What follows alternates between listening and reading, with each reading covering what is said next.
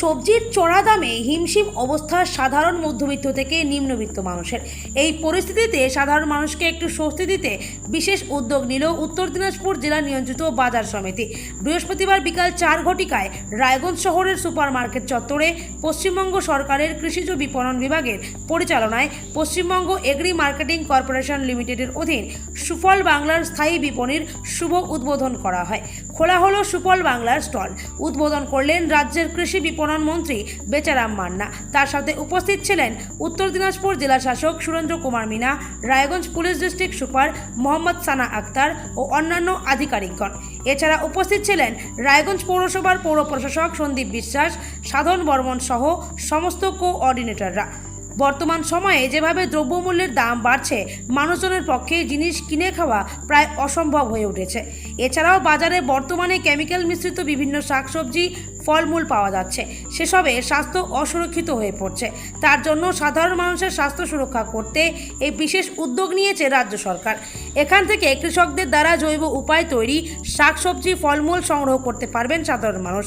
ওখান থেকে পাওয়া যাবে ডাল, চাল, তেল সহ অন্যান্য সামগ্রী। উত্তর দিনাজপুর থেকে রামকৃষ্ণ দাসের রিপোর্ট, নিউজ 24 লাইভ।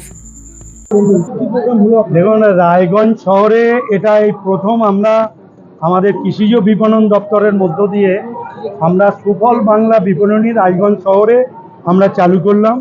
ইতিমধ্যেই আমরা রাজ্যে এটাকে নিয়ে 517টি আমরা এইরকম সুফল বাংলা বিপণনী চালু করলাম। তার মধ্যে 80টা হচ্ছে স্থায়ী, অর্থাৎ এটা 80 নম্বরে, বাকিগুলো সব হচ্ছে আমাদের ভ্রাম্যমান গাড়ি সিস্টেমে তৈরি করে। এর মূল কাজ যেটা, যে একদিকে কৃষকের যে ফসলের দাম তারা যাতে পায়, আর একদিকে শহরের ক্রেতারা যাতে সস্তা মূল্যে সবজি পায় সেটার ব্যবস্থা করা।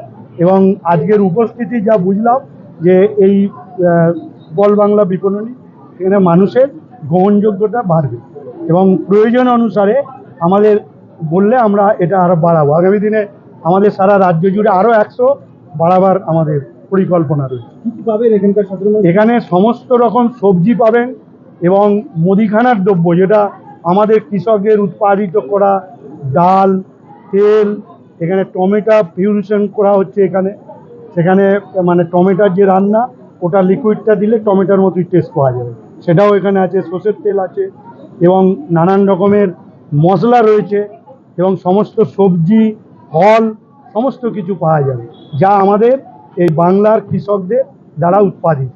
দাম বেশি নিলে মানুষ অভিযোগ, সাধারণ মানুষ অভিযোগ না, আমাদের সঙ্গে সঙ্গেই আমাদের জানালে আমরা অ্যাকশান নেব। এরকম ঘটনা আমাদের ঘটছে না, অর্থাৎ আমাদের যারা সুফল বাংলা যারা চালাচ্ছে, সরকারের নির্দেশ নীতি মেনেই তারা চালাচ্ছে।